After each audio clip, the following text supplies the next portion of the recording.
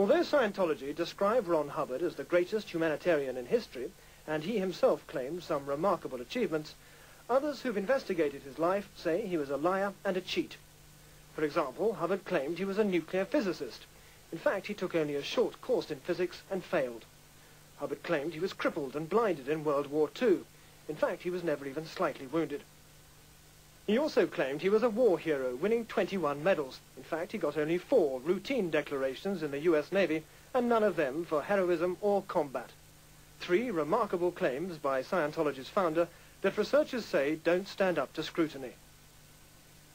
The author Russell Miller has just completed a biography on Hubbard, contrasting the claims and the facts. He's called it Bare-Faced Messiah. The church, as I'm sure you know, say that Hubbard was a much decorated war hero, that he was the first casualty, he was flown home from the front in the Secretary of State's plane, that he was an intelligence officer involved in covert operations, was much wounded, much decorated, etc., etc. None of these claims are true, none. He did join the Navy, and he did become an officer, but his actual career was ill-starred, to say the least. In one area, Hubbard did perform extremely well. He made huge sums of money. Money was an obsession.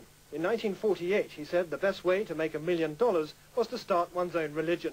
2 years later, he founded Scientology. And in a directive to his followers, he confirmed his priorities. Make money.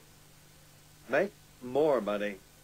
Make other people produce so as to make money. Hubbard's bridge to total freedom can be crossed by anyone who can afford it. The full counselling programme costs at least £60,000 per person. In the past, huge amounts of cash were siphoned off by Hubbard for his personal use. Some went into Swiss bank accounts, though Hubbard was reluctant to admit it. I don't have Swiss bank accounts. There is a bank account in Switzerland. I don't know how much money is in it, but not very much. In fact, Hubbard siphoned off millions of dollars for his personal accounts via a front company registered in Liberia. On his behalf, the money was then distributed to secret accounts in Liechtenstein and Luxembourg. Former aides have testified that Hubbard took tens of millions of dollars out of Scientology. The elite corps of Scientologists at St. Hill dress in naval uniform, a custom stemming from Hubbard's Navy career. As Hubbard on his ocean-going yacht saw it, ordinary members were to obey instructions without question, for their own good. When somebody enrolls, consider he or she has joined up for the duration of the universe. Never permit an open-minded approach.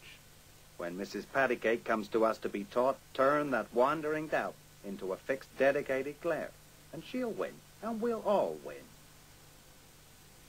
But to Hubbard's mind, the worst offence of all was to quit the ranks and then indulge in open criticism. For such defectors, and indeed for any critics, he had a special venom. The law can be used very easily to harass, and enough harassment on somebody will generally be sufficient to cause his professional decease. If possible, of course, ruin him utterly. In another directive, Hubbard orders cult members to stamp out opposition by discrediting and destroying the critic's reputation. He tells them, 1. Spot who is attacking us. 2. Start investigating them promptly for felonies or worse. 3. Start feeding lurid blood, sex, crime, actual evidence on the attackers, to the press.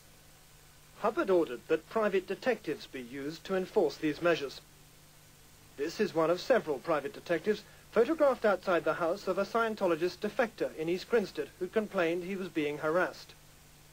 And only last week, a private detective hired by Scientology shot at 2 Sunday Times journalists investigating the cult. Hubbard branded Scientology critics suppressive persons. He said they were fair game, and therefore Maybe deprived of property or injured by any means by any Scientologist without any discipline of the Scientologist. Maybe tricked, sued or lied to or destroyed. One man declared a suppressive person was Marcus Allen. He was chairman of the trustees of Greenfield School near East Grinstead. Though the school says it's independent, it's run by Scientologists. It boasts charitable status in the prospectus. This means substantial cash benefits through tax relief. I was being asked to spy on my friends, which I found extremely distasteful, and from an organization which calls itself a church, I found this almost unbelievable.